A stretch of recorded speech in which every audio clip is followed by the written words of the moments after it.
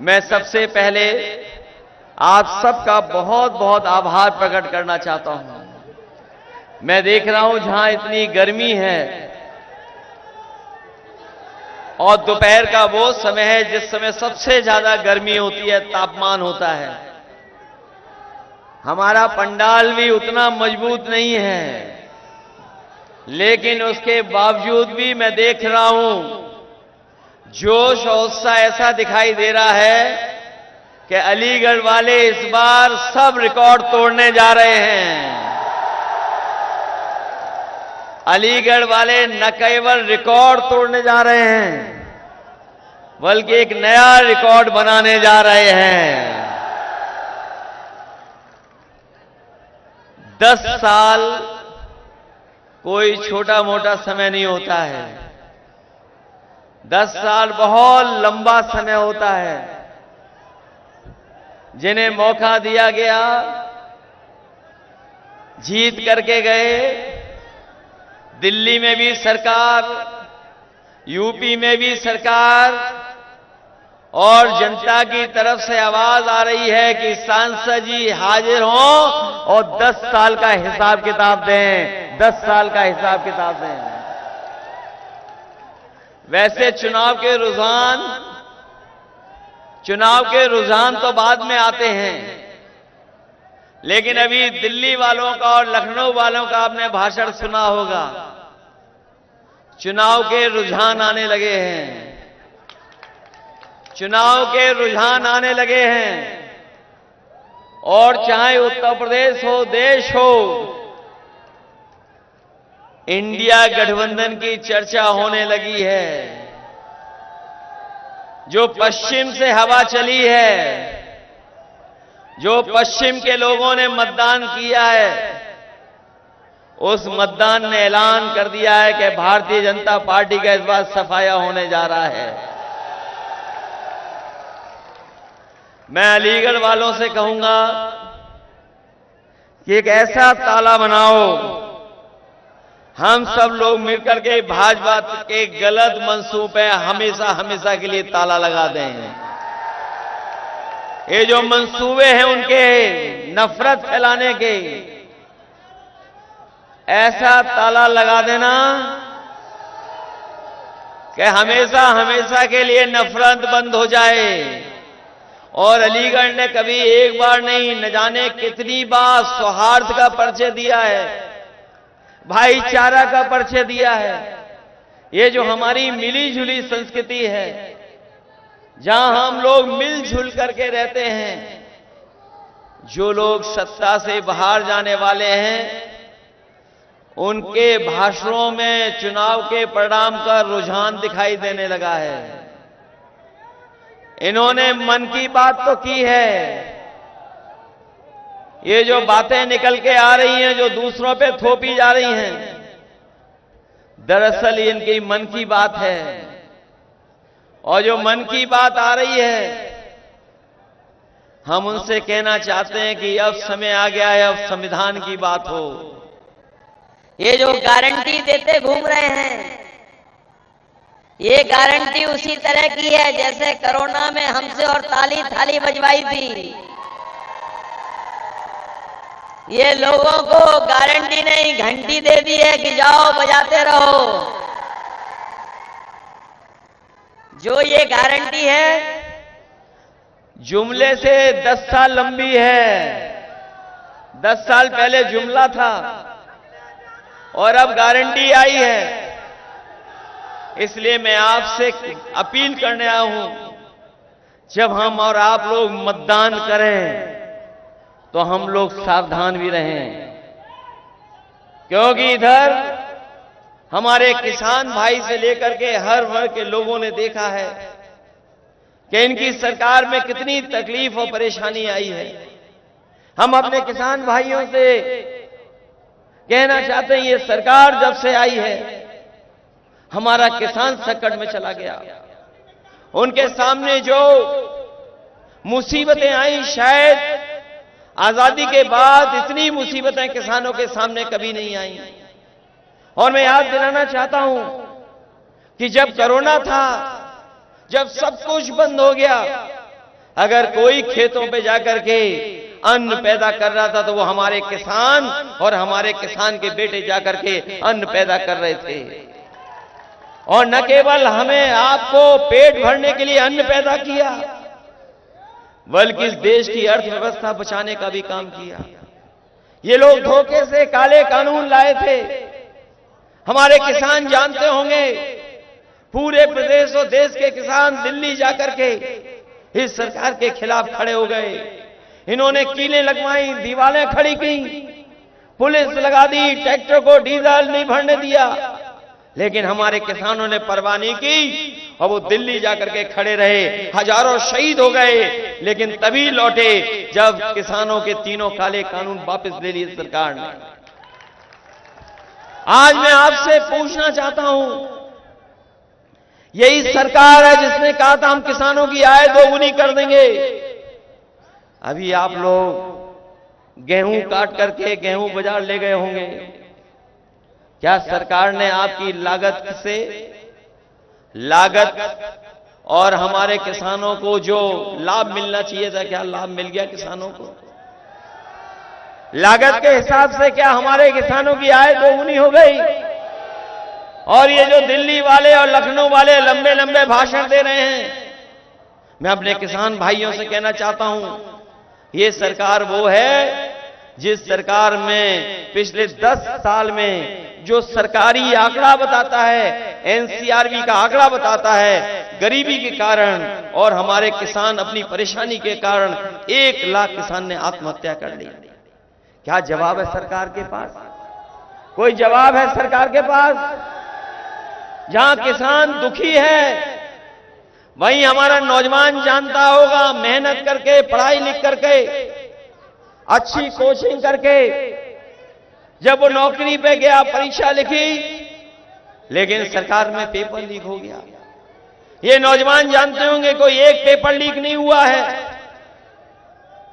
अभी तक जितनी भी उत्तर प्रदेश की परीक्षाएं हुई हैं, सब परीक्षाओं के पेपर लीक करा दिए।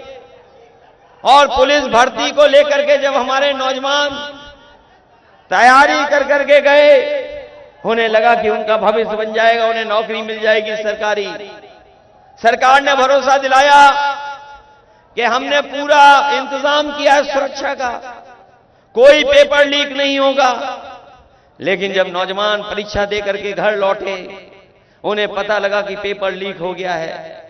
कुछ लोगों को पेपर पहले ही मिल गया था, सरकार घबरा गई। अगर लाखों नौजवानों को 100 में से 100 नंबर मिल गए, पूरे के पूरे नंबर मिल गए, तो कैसे नौजवानों को नौकरी देंगे? इस घबराहट के कारण वो नौजवान चाहता था कि परीक्षा कैंसिल हो। इनका पेपर लीक हुआ, परीक्षा कैंसिल हो गई। सोचिए नौजवान साथियों, आपका 1/3 जीवन इस सरकार ने बर्बाद किया है। बताओ, 1/3 जीवन इस सरकार में बर्बाद हो गया आपका कि नहीं बर्बाद हो गया? आपका जीवन से खिलवाड़ करने का काम अगर कोई कर रहा तो ये सरकार कर रही है। इनकी नियत नहीं है नौकरी देने की, और अगर नियत नौकरी की होती तो बताओ, अग्निवीर जैसी व्यवस्था लागू करती है सरकार। ये अग्निवीर व्यवस्था क्या है? आधी अधूरी है नौकरी। ये कोई पक्की नौकरी नहीं है। हमारा नौजवान पक्की नौकरी चाहता है और पक्की नौकरी कर करके देश की रक्षा करना चाहता है, वर्दी पहन करके सम्मान के साथ जीना चाहता है। लेकिन ये सरकार अग्निवीर जैसी व्यवस्था ला करके हमारे नौजवानों का भविष्य छीनने का काम कर रही है। मैं अपने नौजवानों को कह के जा रहा हूं, समाजवादी पार्टी और इंडिया गठबंधन ने तय कर लिया है, हमारे नौजवानों ने जो खोया है, केवल खोई नहीं है नौकरी, मैंने पहले भी कहा 1/3 जीवन बर्बाद किया है।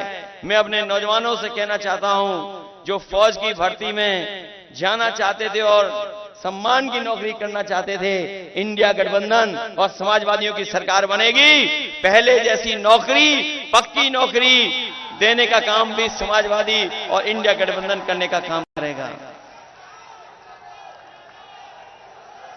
ये हमारे नौजवान और किसान जब ठान लें, अगर किसान और नौजवान ठान लें तो बताओ ये सरकार कैसे बचेगी? क्या सरकार बच पाएगी? याद कीजिए, जब पहली बार अलीगढ़ में समाजवादी सरकार में हम लोग आए थे तो हम लोगों ने लैपटॉप बांटने का काम किया था। लैपटॉप बांटे थे अलीगढ़ में आकर के, और इसलिए बांटे थे क्योंकि हमारे नौजवानों का भविष्य बन जाए, पढ़ लिख करके आगे बढ़े। और ऐसे लैपटॉप दिए कि आज 7 साल बाद भी जिसके घर परिवार में होगा वो अगर चलाता होगा तो बताओ हमारी और नेताजी की फोटो दिखाई देती है कि नहीं दिखाई देती है? 7 साल बाद भी चल रहा है। और मैं अभी कहना चाहता हूं, अभी कुछ दिन पहले प्रधानमंत्री और बिल गेट्स आपस में बैठ करके बातचीत कर रहे थे, और आपने अखबार में पढ़ा होगा कि अमेरिका के जो उद्योगपति आए थे उन्होंने कहा कि अगर हमें डिजिटल डिवाइड के लिए कोई भी फैसला लेना पड़ेगा उसमें हम भारत सरकार का सहयोग करेंगे। और जब मैंने वो खबर पढ़ी और उसके बाद हमारे किसी साथी ने बताया कि जो लैपटॉप आपने बांटा, आज अमेरिका में कई स्टेट में, कई शहरों में लैपटॉप बांटा जा रहा है। सोचो, समाजवादियों ने 7 साल पहले बांटा था और आज अमेरिका में भी बांटा जा रहा है। अगर बच्चों को, उनके भविष्य को बनाने के लिए, पढ़ाई लिखाई में आगे बढ़ने के लिए, दुनिया से जुड़ने के लिए अगर सबसे बड़ा काम अगर किसी ने किया था तो समाजवादियों ने लैपटॉप बांट करके दिखाया था। उसकी भी नकल की, इस सरकार ने नकल कर ली उसकी भी। हम लोगों ने इतना बड़ा लैपटॉप दिया, हमारे मुख्यमंत्री ने इतना छोटा दे दिया कुछ, और उंगली घिसते रहिए, चलेगा कि नहीं चलेगा इसका कोई भरोसा नहीं है। आपको याद होगा यहां पर बिजली का कारखाना सबसे बड़ा किसी ने लगाया तो समाजवादियों ने लगाया। हरदोगंज में 660 सुपर क्रिटिकल प्लांट, हम लोग तो नाम भी ले लेते हैं। जब यहां पर बीजेपी के लोग आए तो मुझे लगा कि इस बिजली के कारखाने का नाम लिया जाएगा और समाजवादियों को धन्यवाद दिया जाएगा, लेकिन न नाम लिया न धन्यवाद दिया। हमें खुशी है इस बात की, जो समाजवादी सरकार में बिजली का कारखाना लगा था, न केवल उत्तर प्रदेश में आम लोगों को बिजली दे रहा है, वो जो कारखाना लगा है न जाने हजारों नौजवानों को और मिलकर के कुल मिलाकर के हजारों लोगों को नौकरी मिली है, और जो आज 24 घंटे बिजली मिल रही है। अगर सबसे बड़ा योगदान, सबसे ज्यादा सब स्टेशन बनाने का और बिजली कारखाने का लगाने का अगर किसी ने फैसला लिया था तो समाजवादियों ने लिया। उसी का परिणाम है कि आज उत्तर प्रदेश में बिजली ज्यादा बन रही है और ज्यादा मिल रही है। इन्होंने केवल एक काम किया, बिजली महंगी कर दी और मीटर लगा दिए। इनके 2 नंबर वाले नेता एक दिन भाषण में दे रहे थे, आप गूगल करके देख लेना। उन्होंने कहा था कि हम फ्री बिजली देंगे, फ्री बिजली देंगे। क्या बताओ फ्री बिजली मिल रही है कहीं? ये आप पार्टी वाले फ्री बिजली दे रहे गरीबों को, दिल्ली में नहीं दे रहे हैं। और हम लोगों ने कहा था कि 300 यूनिट फ्री देंगे कि नहीं देंगे, लेकिन इन्होंने हमारे गरीबों से भी मीटर लगा के बिजली वसूलने का काम शुरू कर दिया है। ये सड़क पर जो एम्बुलेंस चलती है, ये जो गरीबों की मदद के लिए पहुंच जाती है, आप फोन करते थे एम्बुलेंस पहुंच जाती थी, मदद करती थी गांवों में भी जाकर के। बताओ एम्बुलेंस वाली व्यवस्था इन्होंने खराब कर दी क्या नहीं कर दी? 10 साल दिल्ली वालों ने कोई एम्बुलेंस बढ़ाई क्या? और न केवल हमारी समाजवादियों की दी हुई एम्बुलेंस बढ़ा दी, वो खराब कर दी। और अस्पताल से लेकर के जिला अस्पताल में कहीं इलाज नहीं मिल पा रहा गरीबों को, न दवाई है न इलाज है। और अगर कोई गरीब पहुंच भी जाता है तो उसे सीधा सीधा कह देते हैं जाओ प्राइवेट अस्पताल में वहीं इलाज कराओ, सरकारी अस्पताल में कोई इलाज नहीं है। ये दुर्दशा पैदा की है। और न केवल ये, बल्कि पुलिस के लिए हम लोगों ने 100 नंबर एक अच्छी व्यवस्था दी थी। हमारे पुराने लोग जानते होंगे, थाने में अगर जाते थे तो कोई पुलिस पर गाड़ी नहीं होती थी। किसी को पकड़ने के लिए जो आता था शिकायत, उसी से डीजल पेट्रोल भरवा लेते थे, तब जाकर के उनकी गाड़ी चलती थी। वही 100 नंबर 112 कर दिया और हमारे पुलिस भाइयों को लगा कि 100 से 112 तो हमारा भी रेट बढ़ जाना चाहिए। सरकार ने 100 से 112 किया, लेकिन हमारे पुलिस के भाई लोग भी कुछ अपना रेट बढ़ाए हुए हैं। बताओ रेट बढ़ा हुआ है कि नहीं बढ़ा हुआ है? और ये लोग कभी कभी गुस्सा करते हैं, कभी कभी गुस्सा करते हैं, लेकिन इनको पता होना चाहिए जिस तरीके से अग्निवीर व्यवस्था बीजेपी ने 4 साल की कर दी, अगर इनकी दोबारा सरकार आ गई तो ये खाकी वर्दी वालों की 3 साल की नौकरी हो जाएगी। ये लोग भी आउटसोर्स पे चले जाएंगे। हर नौकरी इन्होंने आउटसोर्स कर दी कि नहीं कर दी? सोचो आप 3 साल बाद ये घर चले जाएंगे तो हमारे और आपकी तरह ही खेतों में घूम रहे होंगे। किसी को पता था कि अग्निवीर व्यवस्था आ जाएगी? बताओ, किसी को पता था कि अग्निवीर व्यवस्था आ जाएगी? किसी को पता था कि नोटबंदी आ जाएगी? हमारे तमाम व्यापारी साथी यहां बैठे होंगे, वो जानते होंगे कि जब से नोटबंदी और जीएसटी आई है, हमारे तमाम हार्डवेयर और यहां के कारखानों को सबसे ज्यादा परेशानी पैदा की है। नोटबंदी और जीएसटी ने हमारे व्यापारियों का, उद्योग चलाने वालों का सबसे ज्यादा नुकसान करने का काम किया इन्होंने। और उसका परिणाम यह है कि बड़े पैमाने पे बेरोजगारी फैल गई है। न कोई रोजगार दिया। और जो लोग कहते थे 1 डिस्ट्रिक्ट 1 प्रोडक्ट, बताओ हमारे अलीगढ़ के कारखाने वालों को क्या लाभ मिला है 1 डिस्ट्रिक्ट 1 प्रोडक्ट में? कोई लाभ मिला हो? कोई बड़ा कारखाना इन्होंने लगाया हो? तो इसलिए सावधान रहिए और मतदान करना। ये बीजेपी वालों से बहुत सावधान रहना है। इनकी जो पहचान बनी है वो झूठ और लूट की बनी है पहचान। बीजेपी वालों ने पूरे अपराधियों का और भ्रष्टाचारियों का सबसे बड़ा गोदाम बनवा लिया है भारतीय जनता पार्टी ने। जितने भी भ्रष्टाचारी हैं, अपराधी हैं, सब इनकी गोदाम में पहुंच गए हैं, भारतीय जनता पार्टी की गोदाम में। बताओ गोदाम में पहुंच गए कि नहीं पहुंचे हैं? और जब से इलेक्ट्रोल बॉन्ड की बात आती है, इनका इलेक्ट्रोल बॉन्ड ने बैंड बजा दिया और इनकी बोलती बंद करा दी। कोई चंदा 1000 करोड़ देगा? कल्पना करिए आप, सोचिए आप कैसे चंदा लिया गया है। कई ऐसे लोग हैं जो लोगों ने चंदा दिया है, न जाने कितना चंदा लिया है। 1000 करोड़, किसी से 600 करोड़, किसी से 400 करोड़। बताओ चंदा लिया कि नहीं लिया चंदा? और इन्होंने उद्योगपतियों को भगवा दिया कि नहीं भगवा दिया?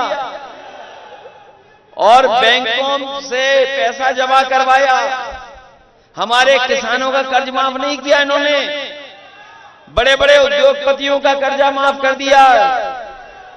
15 लाख करोड़ से ज्यादा उद्योगपतियों का कर्जा माफ कर दिया।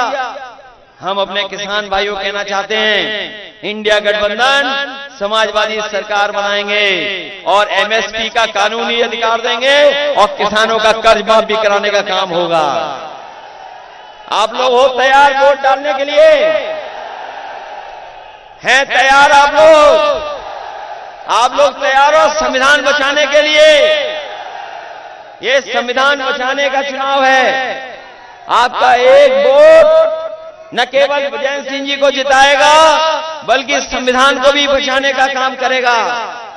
आप लोग लोकतंत्र बचाना चाहते हो? ये लोग जो बड़े बड़े नारे दे रहे हैं, क्या पता कल हमारा आपका अधिकार छीन ले वोट डालने का। ये छीन सकते हैं हमारा आपका अधिकार, ये संविधान बदल सकते हैं। इनके लोग जो हैं दबी जबान से कभी कभी खुलेआम कह रहे हैं कि हम संविधान बदल देंगे।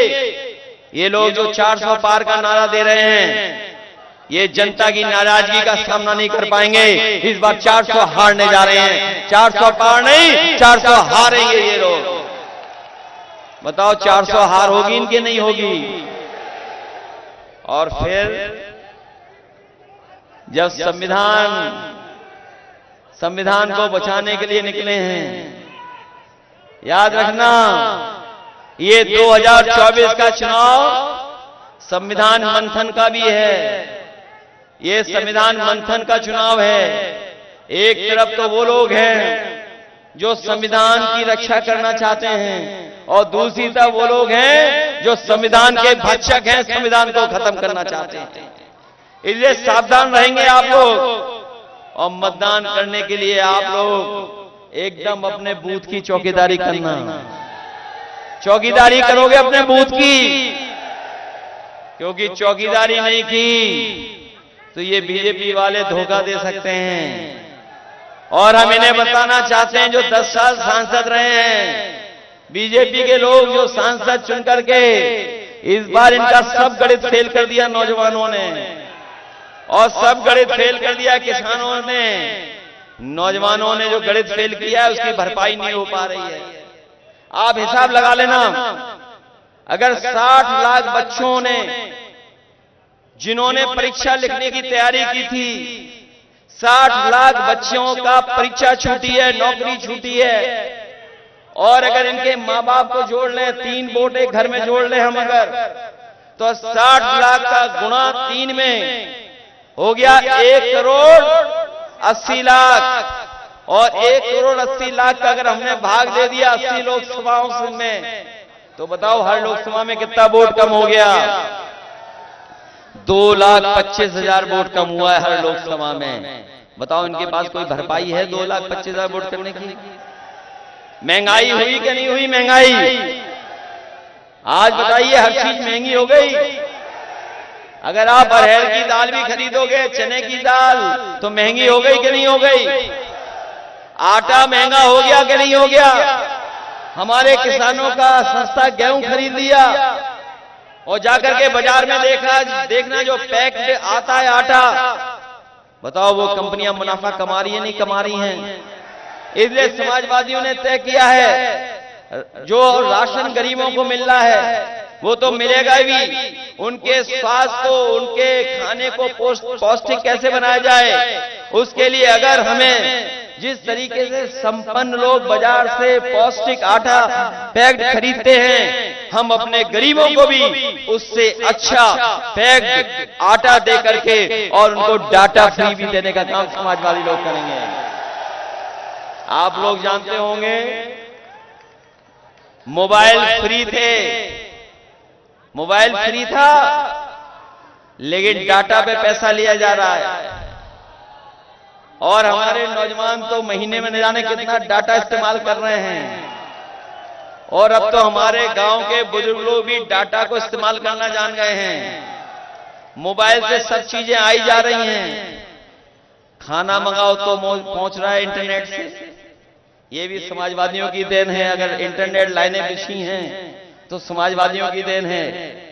आज सामान खरीदने से लेकर के सब हो रहा है। इसलिए समाजवादी पार्टी ने तय किया है सरकार बनने पर अपने गरीबों को राशन के साथ साथ पौष्टिक आटा और अपने लोगों को डाटा फ्री दिलाने का काम समाजवादी लोग करेंगे। इसलिए मदद करिए, मदद करिए। ये अलीगढ़ की पहचान यहाँ के भाईचारे से है। अलीगढ़ की पहचान गंगा जमुनी तहजीब से, हमारी संस्कृति से है। अलीगढ़ की पहचान इल्म और तालीम से भी है। अगर कोई भी हमें यहाँ के लोगों को पढ़ाई से लेकर के और चीजों को बढ़ाने का काम करना होगा तो हम लोग करेंगे। शिक्षा विभाग में भी आपको याद होगा, शिक्षा मित्रों की भी मदद की थी, शिक्षकों की भी मदद की थी, हर वर्ग के लोगों की मदद करने का काम किया था। और हमें याद है हमारे विधायक जी जफर आलम साहब जो कहते थे वो हम लोग करके दिखा देते थे। चाहे अलीगढ़ शहर में कुछ भी कहा होगा वो हम लोगों ने करने का काम किया है।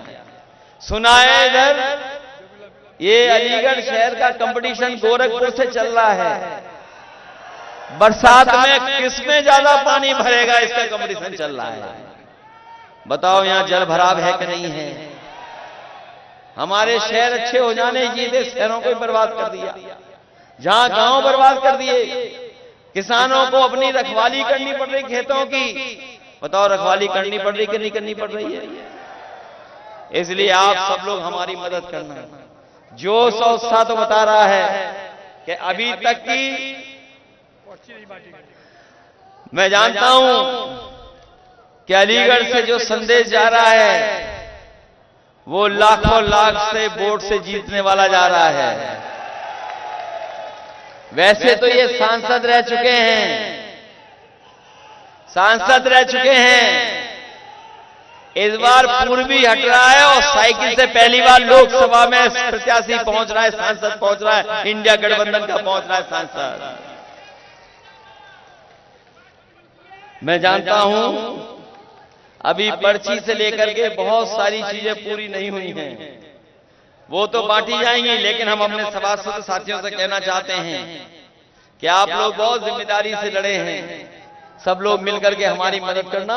आने वाले समय में हम अपने जिम्मेदार कार्यकर्ताओं का अगर सम्मान करना पड़ेगा तो सम्मान करने का काम भी अलग से करेंगे, जिससे हमारे कार्यकर्ताओं का मनोबल बढ़े। मैं इन्हीं शब्दों के साथ एक बार फिर अपने भारतीय किसान रक्षा दल और अपने हरपाल सिंह जी का जो हमें सहयोग और समर्थन दे रहे हैं कई मुद्दों पर, मैं उनका धन्यवाद देता हूं। साथ ही साथ और साथियों ने जो हमें सुझाव दिए हैं कि शिक्षा का जहां अलीगढ़ मुस्लिम यूनिवर्सिटी को और तमाम अगर पढ़ाई को लेकर के और भी सरकारी कुछ यूनिवर्सिटी बनाने का और हायर एजुकेशन का कुछ बड़े फैसले लेने होंगे तो हम अपने नौजवानों को कहना चाहते हैं, इस सरकार ने तो आपका 1/3 जीवन बर्बाद कर दिया है। जब कभी समाजवादी सरकार आएगी, आज के समय के हिसाब से जो दुनिया में कोर्स चल रहे हैं, जिन कोर्सों के माध्यम से आप एक सम्मान की नौकरी और सम्मान का रोजगार पा सकते हैं, उस दिशा में हम लोग काम करेंगे, जिससे कि अपने नौजवानों का भविष्य बन सके। इन्हीं शब्दों के साथ, इस उम्मीद और भरोसे के साथ कि हमारी पार्टी के दोनों लोकसभा हाथरस और लोकसभा अलीगढ़ को ऐतिहासिक वोटों से जिता देना, मैं अपने सभी आए हुए समाजवादी साथियों का बहुत बहुत आभारी हूं। बहुत बहुत धन्यवाद, इस उम्मीद और इस भरोसे के साथ कि आप सब लोग मिलकर के समाजवादी पार्टी और इंडिया गठबंधन को ऐतिहासिक वोटों से जिता देंगे। आप सबको बहुत बहुत बधाई, बहुत बहुत धन्यवाद आपका।